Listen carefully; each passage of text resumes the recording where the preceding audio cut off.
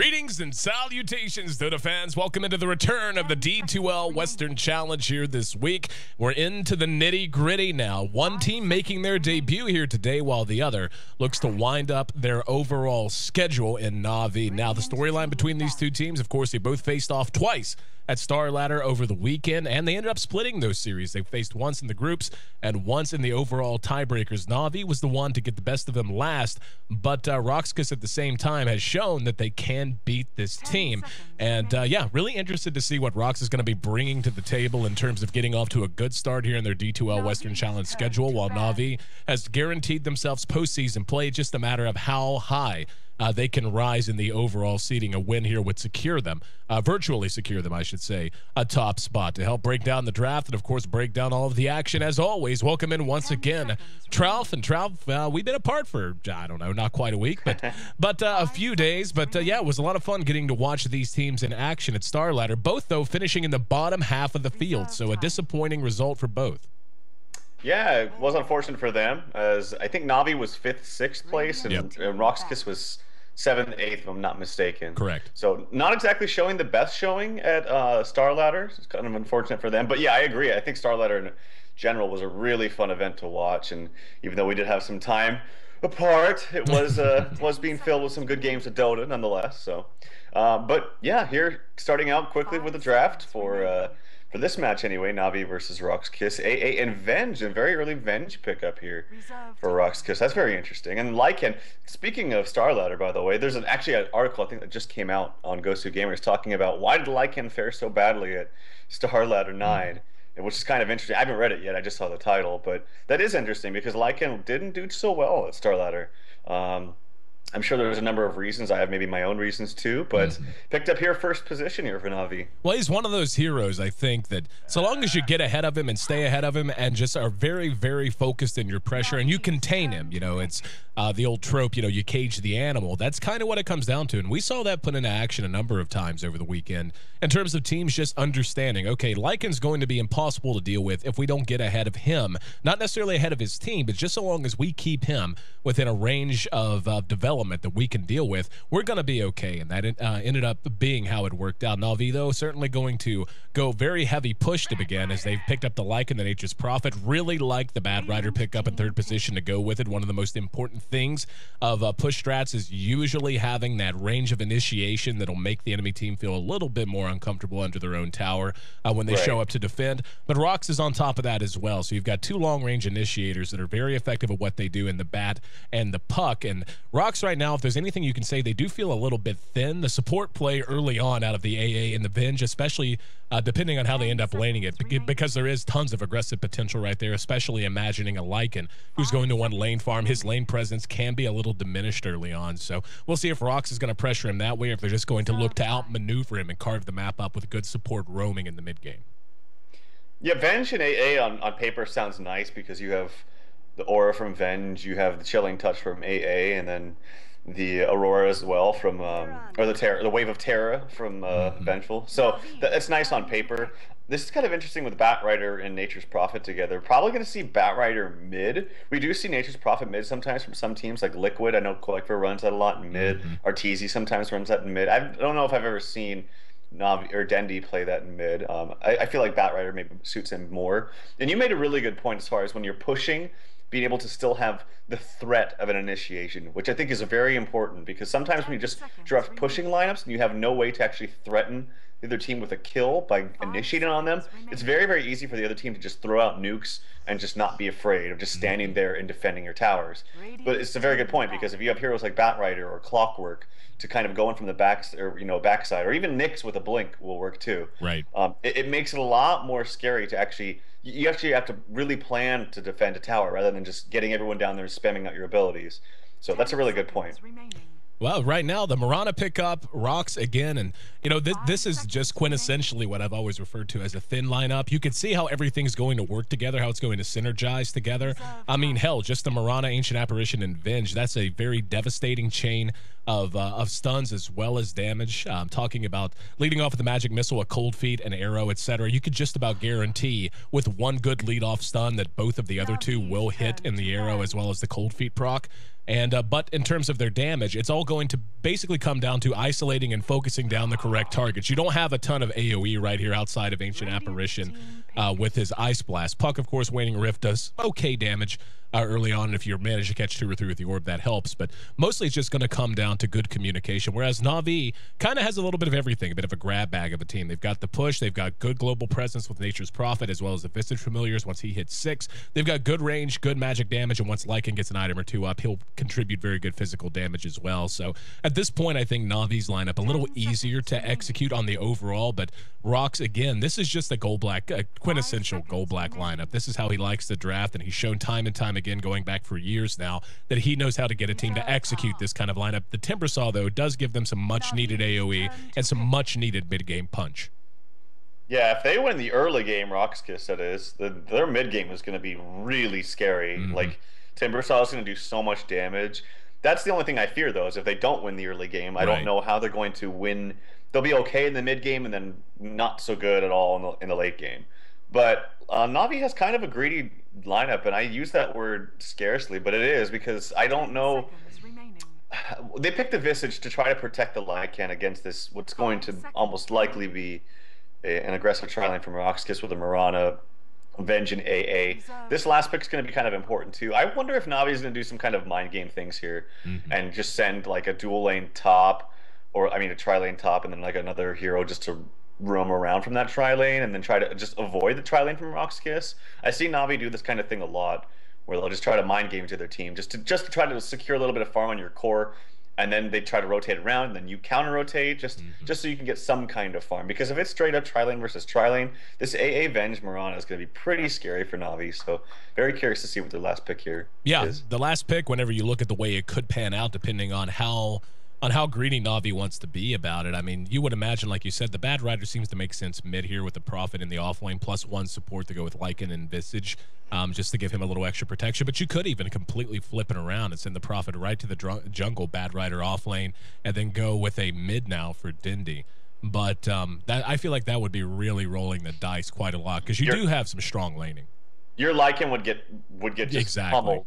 He would get, and the thing is, like that will work if you have an elusive hero in the safe lane that can like dodge ganks. Like if you had like a Slark or something, just kind of sit there, get Weaver, exactly. Just sit there, get experience, and kind of run around when they gank you. You can't do that with Lycan. When they run at you, you just kind of take it.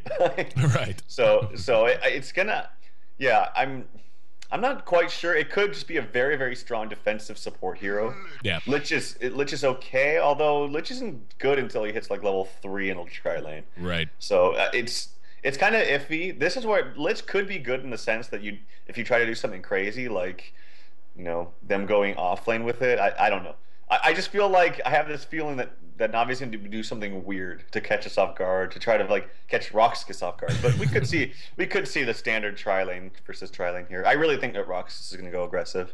Yeah, the nice thing about a Lich here is it'll be tough for him to drift quite as much, assuming that it's going to be a RoX.KIS offensive tri-lane. But Puppy can head towards mid and even help out there with sacrifices and what have you. But yeah, I think this is a good draft from RoX.KIS overall. I think we're both of the same mind, though, that the early game and the laning phase is where they have to get a lot of work done. If they're able to come out ahead there, they're just going to be able to roam the entire map and take fights at will on the back of a well-farmed Puck, who Solo is really going to have to do quite well in that role. An early blink would be devastating to Na'Vi if the Bad Rider is trailing behind in that regard. It will be Dindy on the bad as anticipated. So looks like it is just going to be standard defensive tri-lane fare as Kuro, Puppy, and Havost are all heading up to the top lane. But we'll see how RoX.KIS shapes up. Again, I'm pretty sure that we're going to see that O-Try as, yep, Sadoy's now making his way down to the safe lane while 633 makes his way all the way to top. Yeah, they just switched it. I thought for a second they were going to go safe lane with it. I'm like, this is very scary to me, because if they just give free farm to Lycan and then Bat goes to the jungle, or not, sorry, not Bat, but I guess, yeah, Bat's going to be mid, that would be very, very scary. So they need to press this issue, I feel, and they've made that decision. Lots of pings around Roche, but no one's doing it. Yeah, no early Roshan, not at the moment anyway. So looks like both teams content to stay on their own side of the river. So we'll take a look at the lineup, see who's handling who as we wait for the horn to blow. It'll be Yol playing on our Ancient Apparition, with Solo handling our Puck. The Mirana will be played by 633. It'll be Gold-Black on the Vengeful Spirit. Expect to see him very active early on. And Sadoy solo farming in the safe lane, the Timbersaw. Other side of the river, Na'Vi As Puppy starting out here in mid, he will drift the top after getting a sacrifice out to help Dindy up. Dindy's on that bad rider, as we saw. Havost will be on the Lycan. The Visage going to be played by Kuro, and Nature's Prophet taken into the off lane by Funnick. I actually really like off-lane Furion, by the way. We don't see it very much anymore. And I actually remember in an interview, I think it was like with Sheever and Admiral Bulldog at Starladder. Oh, there's some action, maybe mid. No, okay. Talking about the Furion and the Prophet offlane and how it doesn't work anymore. There's just better offlaners. I feel like Furion's actually still pretty good in the offlane. Cinderin was talking about it. He actually feels the same way. And could see some action here onto Kuroki. Here comes a stun out on him. Magic Missile leads it off. Can they follow it up? A little bit of right-click damage, and there's going to be the Chilling Touch. There's Grave Chill to slow them down. Puppy comes over, uses Sacrifice. Havost is there to help defend as well. Trading of the auto attacks. Looks like Na'Vi actually came out a little bit ahead there. They were taking a bit of damage. I don't know, about even really. Y'all took some damage as well. So already we saw an attempt to catch out a straggler by RoX.KIS. Didn't go their way. So we'll wait for that lane to reset. Elsewhere, we've got Sedoya versus Funnick. What do you think of this matchup, Timbersaw versus Furion? It's not very good for Furion because one of the things he's good at in lanes like this, in solo lanes, is just throwing your trees on the other hero. And since they don't aggro creeps, you can just do it and not even think about it. But the thing is Timbersaw with reactive armor is just never going to take enough damage for you to actually get a kill onto him. And even if he gets at level 2 here, next level, yeah, Furion's just never going to do enough damage to him. So I favor the Timbersaw in this matchup. You're in mid, Solo up against Dindy. We can see Dindy sitting at 7 CS through the 3 of Solo. He's keeping some very high stacks on the Solo right now, certainly making things difficult. The early Magic Stick, a predictable pickup and helping him out already.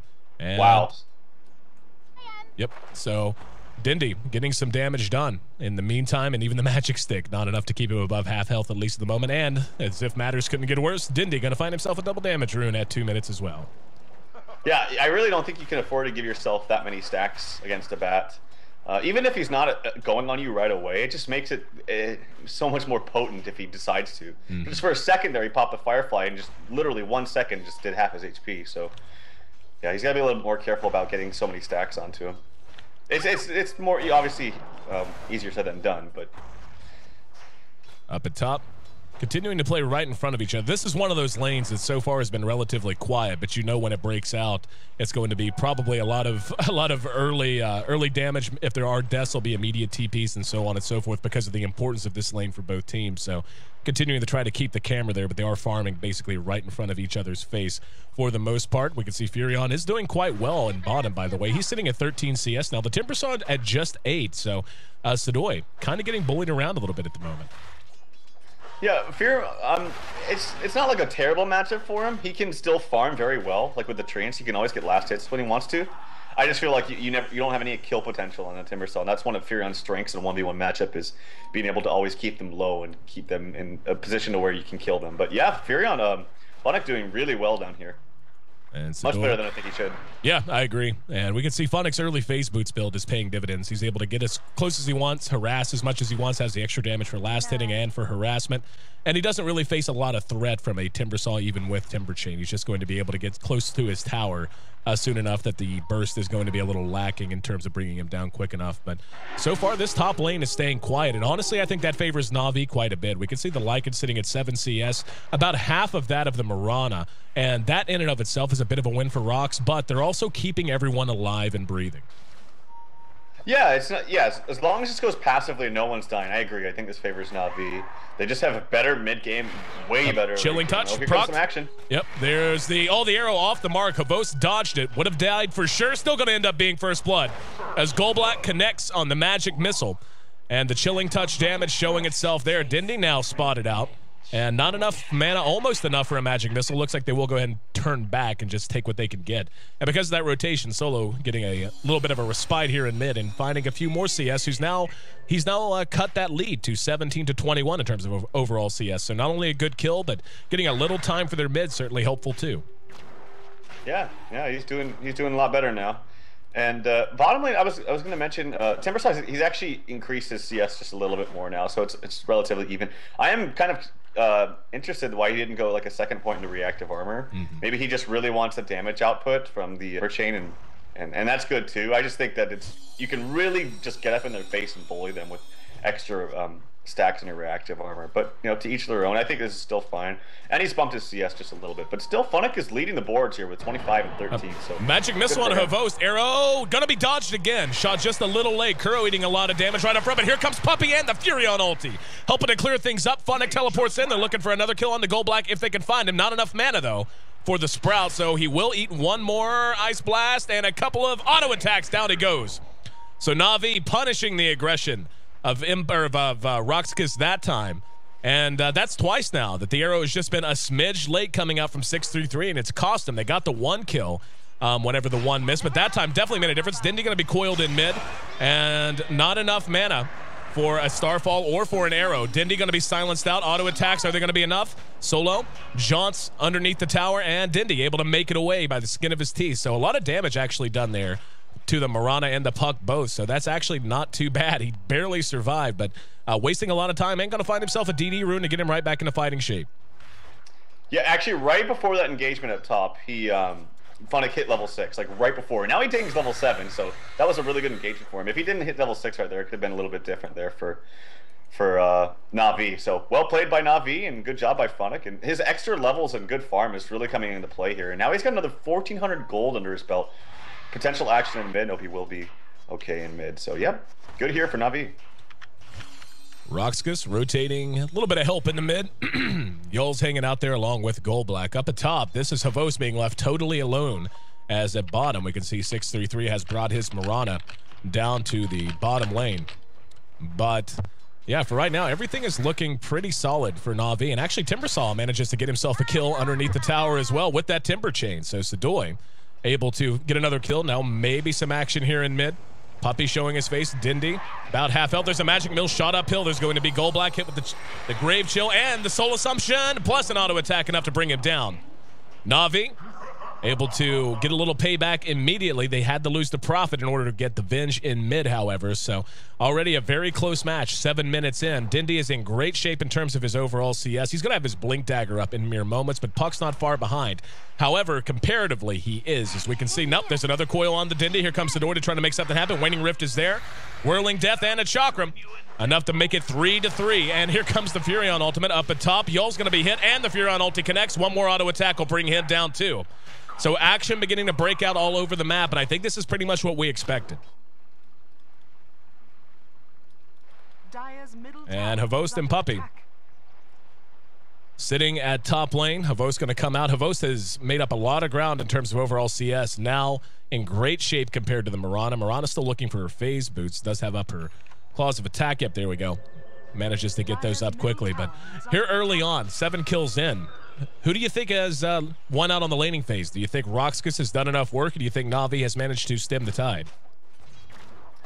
I think that Na'Vi's in a great position, actually. Like, as long as they're even, I haven't even looked at the graphs yet, and it's actually going the way of Na'Vi. Mm-hmm. Even is really bad for RoX.KIS. Like, they need to be ahead to be even at this point, just because the nature of their lineup. You're going up against a Lycan Furion into the late game, and Furion's having a wonderful time, and Lycan's actually up there as far as top CS, as top 4 in the game, which is scary when you're tri-laning without a very aggressive tri-lane against it. So things are going very, very well for Na'Vi, and they will continue to go well unless we get, oh, I missed it, but bottom, there's a kill. I had an eye on it. They managed to hem him in. It was actually a really nice piece of decision-making to give Kuro any chance to get away at all there, as the arrow was off the mark and he ducked in a way that you wouldn't expect him to into the Radiant jungle, but still managing to track him down. That's 4-4, but right now, I'm like you. I feel like this is, even though it seems like it's a very close game, it's really not whenever you look at the way things are going to develop out. And Sadoy, we can already see, beginning to feel a little bit scared. There's the Midas done for Funnick, so that in many ways puts RoX.KIS' lineup on a clock, especially given where Havost is. Has up a Medallion, a Bassi, and another 1,000 gold aside. If he wants to finish his boots, he could do that, or he could just go ahead and rush straight up to a Vlad's. Yeah, this could be a turning point, though, for RoX.KIS with the early blink on solo. He doesn't even have treads. So this is a 9-minute blink, and I think this is good. Honestly, I like getting the treads before blink, but I think they realize that they need to do something, and they need to do something fast. Because he is the only one that's really kind of taken off to the races, is this Puck with 51 CS. Here comes a Potom ulti. It was pinged out, I believe, by Puppey. Mm-hmm. Or sorry, no, that was Blue's ping. That was Yul's ping. But Maybe looking for a solo kill. Yeah, Puck solo gets a kill on Batrider. So yeah. And Dindy had his Blink Dagger on the way to him, actually. Wasn't in his inventory yet, but we can see it sitting right there. Up at top, we can see Sadoy hemmed in. Funnick's going to TP in. Puppy there to help out along with Kuro, and they bring him down easily. Rotation's coming. Goldblack making his way up as his Solo. Solo pops the haste rune. Has his blink and does not have a coil. Goldblack going to be hit, and there goes the ultimate. That's going to get a couple of bounces. They're going to be able to bring down Funnick. Goldblack gets a little love from the RNG King, and Puppy falling back, getting the sacrifice off. Behind that, though, able to hook back up as Lich managing to get the job done and bring down Goldblack. The Timbersaw taking the biff there as well. We're still remaining tied at 6-6 at the moment, though. So 12 kills in an 11-minute game. We're split right down the middle. Very close, but so far for RoX.KIS, this is when they should be winning, and they're breaking even. Yeah, even if they are getting nice pickoffs and engagements, like Puck is the only one that has substantial farm on his team, and now he's the one that can't really be farming anymore. He's got to be ganking and things. And that was a good exchange for him, but again, when it goes even like this, Na'Vi's just going to benefit in the long run. They really are. So yeah, they need to keep piling on the aggression. Here's another smoke inside the base here for RoX.KIS. And yeah, again, they just need to keep piling on the aggression and keep pressing the issue. They need some big team fights. They need to like 4-for-2 exchanges a couple times. Na'Vi smoked up as well, moving 2 up towards top. Sadoy, the likely target, right, once again. Dindy again has that Blink Dagger ready to show it for the first time. It was on the way when they killed him before. Vlad's not on Havos. This should be a kill. Sadoy lassoed back. Here come the Visage Familiars to guarantee the stun. Arrow way off the mark, but able to bring him down. Furion ulti just enough. And a little bit of see you later damage to 63. This will prompt a reaction as RoX.KIS is now rotating some help up to top. Na'Vi has 4 there. In the meantime, though, Funnick doing his job on the Furion split, pushing bottom. While action happens here, we're going to have Kuro caught with the coil, but only Kuro. AA blast on the way, and they manage to trade the Visage away. But at the same time, again, Funnick just doing work down at bottom, finding solo farm, solo CS, and keeping the pressure on.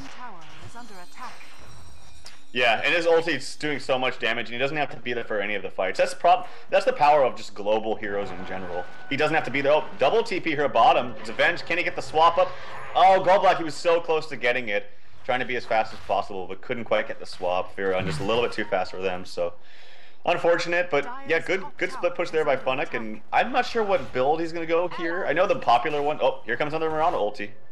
Solo and 633 together. Moving up, and they're going to have a chance to catch out Puppy. Yeah, Puppy's dead. And the Waning Rift, as well as Starfall, and down he goes. So, free one there. In the meantime, though, Goldblack is going to spot out Havos moving into the Roche pit. Saw it happening. That's going to prompt the ulti. Now, Goldblack has to run. Dindy's right behind him. Lasso in 5 seconds. Blink is up if they want it. And here comes Funnick just to help secure things. Didn't have to spin the lasso. In the meantime, Sadoy's right behind it, but can't engage into 3. He's going to be spotted by Dindy, who lassos him back. That's a lot of creeps burning as well. Funnick right there with the auto attack damage, but Sadoy able to use the Timber Chain to get back to safety. Funnick in the meantime being pursued behind that by Solo. And looks like RoX.KIS will be able to clear their own jungle. I just heard a coil go off, actually. And yeah, managing to get him behind that. Sadoy moving back up. We can see Havos is actually right outside of the fight, along with Dindy sitting on the high ground as the rest of them collapse. Puppy shows his face. Another Sacred Arrow up in just about a second. But the rest of them have split up. Up at top, we can see Kuro is getting some split pushing done with his familiars. And looks like finally the battle will disjoin a little bit. Yeah, really nice long-range arrow there from 633. The coil came out, and then Funnick used the sprout on himself to kind of get vision away from him, but arrow just nailed him right in the face, so able to get that kill. So again, though, the problem still persists of Na'Vi just out-farming and just cutting even with the RoX.KIS, and graphs are still in favor of Na'Vi, so this is good that they're getting some pickoffs, but the thing is they're using pretty much all their members to run around the map and do so. They have really no one farming. Whereas Na'Vi, they're able to somewhat trade in these fights, but they still have about 2 heroes farming, and even Kuroki's farming as he's getting up a medallion and some decent gold on him too. So yeah, it is good. I missed that, but Puppy gets killed out, and yeah, so good for Sadoy. But Funnick, he's almost got a Necro 1, and it's going to be really bad here once he gets that up, because it's going to be easy Roche every single time they want to. Well, the squishiness of RoX.KIS's lineup is really going to begin to show itself soon. AA Ultimate shot, and Solo there to help push things out a little bit more. But Furion already level 11. As you mentioned, he's going to be having even more push power. Goldblack's going to be spotted out by Dindy. Havost right there to follow it up. So easy kill for them. Furion ulti goes off just to help secure things. Behind that, we could see 633 could be in trouble.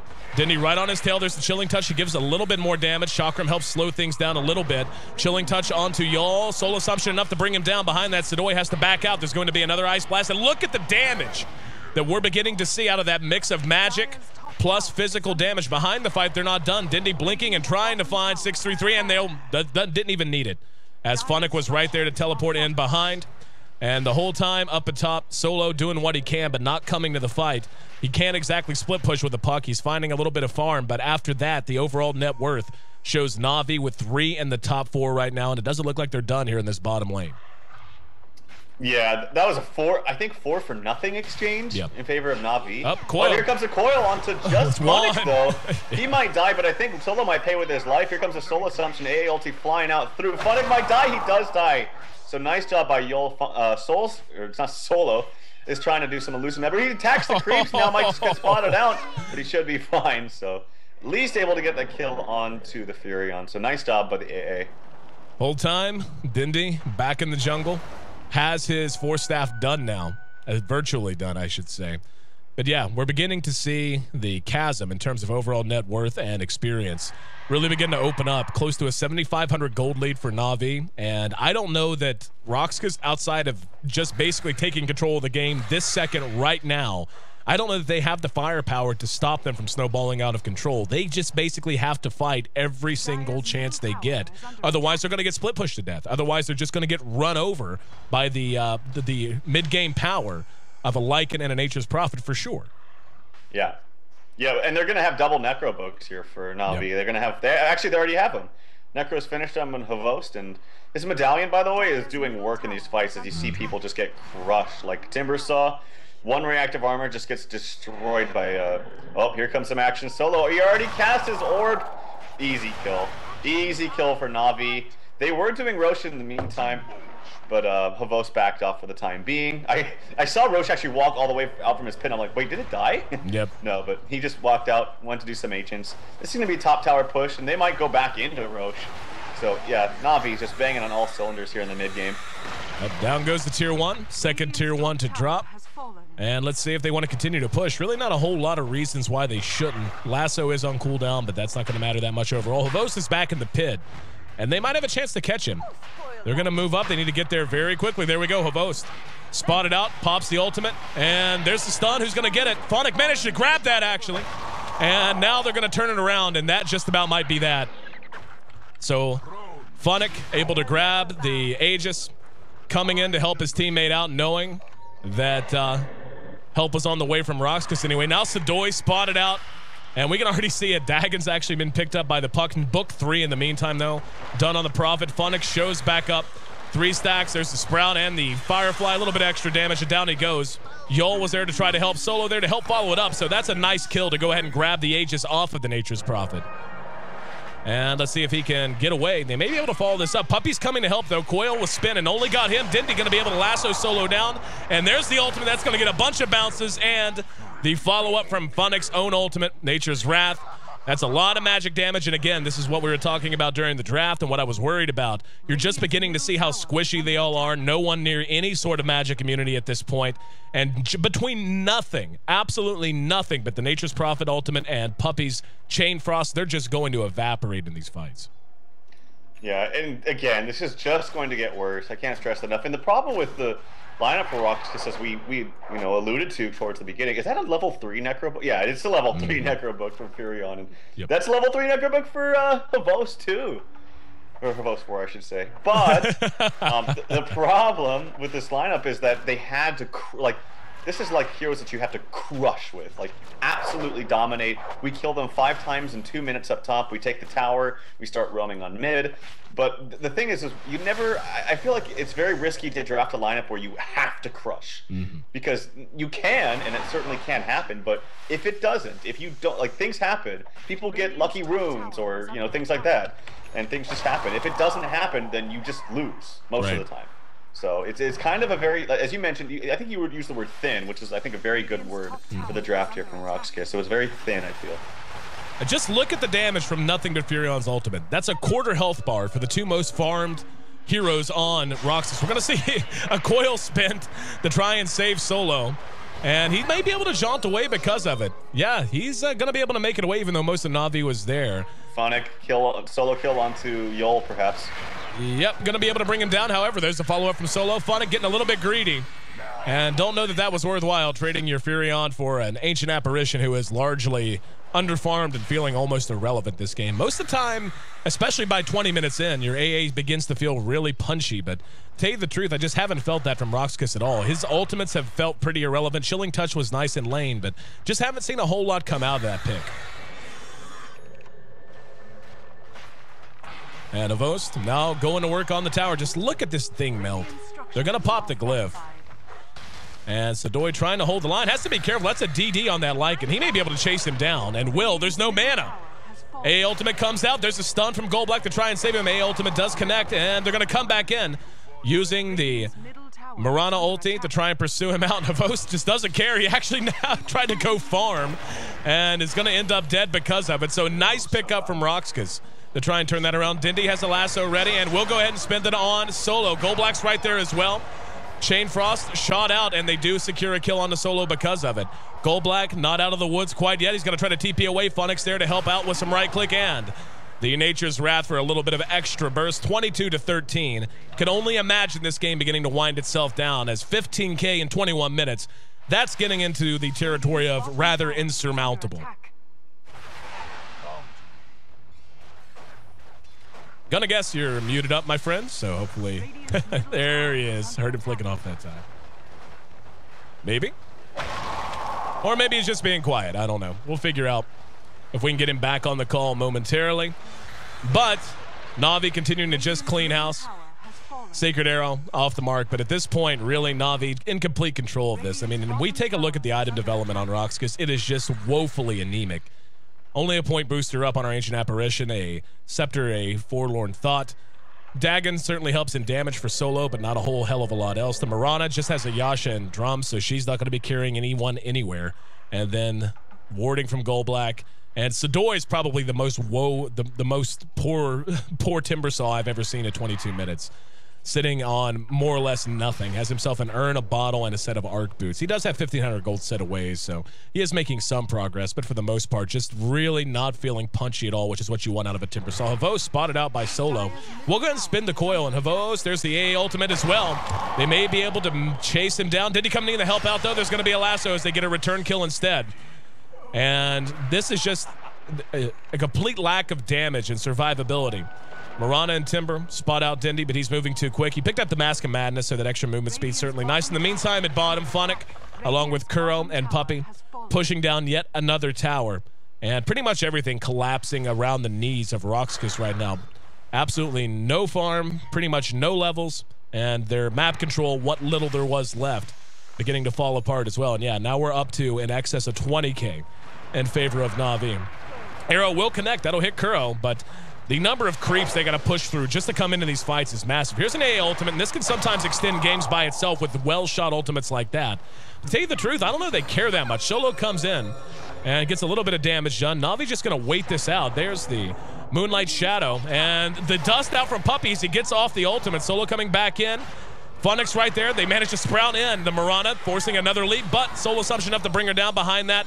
Just not enough damage. Sadoy wandering out. They're trying to bring down Phonic, and they will be able to follow it up with a magic missile from Goldblack. Sadoy now on the high ground, and will be able to punish Kuro as well. Taking a lot of damage to do so. Goldblack tried to get a swap off. And a buyback now from Phonic. Here comes the ultimate, and yeah, he basically just brought down the Ancient Apparition from half health with nothing but Nature's Wrath. Solo is quite low afterwards as well. And he's going to move on up, and they will be managed to bring down Dindy after he picks off Goldblack. Phonic's right on his tail now, though. Has Jaunt in a few seconds. Not going to get a chance to use it as Phonic just a little too big, too quick. And it's top. Pavos just bringing down buildings, man. Playing the one-man wrecking crew. 3,200 gold along with his book 3. Solo's going to re-engage after buying back, but Havos is just too tanky. There's the coil spin. Don't know that he cares that much. He will just wait it out. Marana now the target, though. Hits the Sacred Arrow. Actually, no, shot it. Looks like hit something else. And below that, a more split push now out of Funnick. I have no idea why that popped up because that is turned off. But, yeah, this is going to be 2 sets of racks down. Looks like RoX.KIS down to their last couple of minutes here in this game. And Puppy eating a little bit of right click, but Kuro's there, so would be expecting the GG soon. And talking about where everything went wrong, I mean, it really does just come down to what Tralf and I were talking about throughout the whole cast. And Tralf unfortunately did disconnect, so if you're just tuning in, I'm not talking over him completely. Puppy being pursued by Sadoy, but even he's beginning to feel rather tanky. Gets off the Frost Blast, and now the Visage Familiars are there, forcing the Timber Chain. Solo coming back out, but Kuro really just not feeling scared at all with that Scepter. He is quite tanky, 1,700 HP for him. And let's see if they want to follow it up. They will be able to get a kill on the Familiar there. Funnick's there, and they manage to bring down Solo again. But, yep, there it is, the GG. But yeah, what it comes down to really is just the idea that RoX.KIS had a very nice lineup for roaming, a very aggressive lineup, especially in a try-on-try against the Lycan, that if they executed it, would have a ton of kill potential. Just the stuns, being able to chain Cold Feet, Sacred Arrow off of the Magic Missile, the bonus damage that comes out from the Venjara, especially from Chilling Touch, etc. Gave them a ton of kill potential, but just the way that the game worked out, they never really had a chance to come into their own. And in 26 minutes, I mean, you can see the net worth at the end actually had 4 of the top 5 all belonging to Na'Vi, with 5 of the top 6 belonging to Na'Vi. So even the most underfarmed hero on Na'Vi's side, more farmed than the Timbersaw, for example, and right on par with the farm of their Lich. So a great game 1 from Na'Vi as they are looking to wind up and finish out their D2L Western Challenge schedule. In the meantime, though, RoX.KIS making their debut. Gonna hope to get things back on track a little bit and hope to be in much better shape. Looking forward to game 2. And there he is. I can hear you clearing your throat. Are you there? Yeah, it sounds fine when the game is over. I can hear every word you're saying, but for the last 5 minutes it was bit. But yeah, I think it was just everything that we talked about with this as it comes to a culmination here for Na'Vi and RoX.KIS. It was just they had a superior mid to late game on Na'Vi, and once they just get past that laning phase, if they were able to even just trade even, which they did, and they were able to even come out a little bit on top as most of the gold and experience lead was in their favor, but by just a little bit, like a 1K for most of the time, and then finally, bam, it just hit off. And yeah, I think it was just a little bit of a drafting thing from RoX.KIS' side. Yeah, very much agreed. Well, that'll do for game 1. I'm your host, Aaron AC Chambers. Thanks for joining into the broadcast, guys. We'll be right back here in just a moment with game 2 of Na'Vi versus RoX, as RoX looks to knot the series and show us a game 3. Remember, this is kind of a grudge match between these two teams who split their 2 meetings at Star Ladders. So Na'Vi certainly looking for to make it 2 wins in a row as they won the last one. RoX.KIS, though, they'd certainly like some payback. So myself and Tralf will be right back with game 2 of our first best of 3 of this doubleheader day coming up next.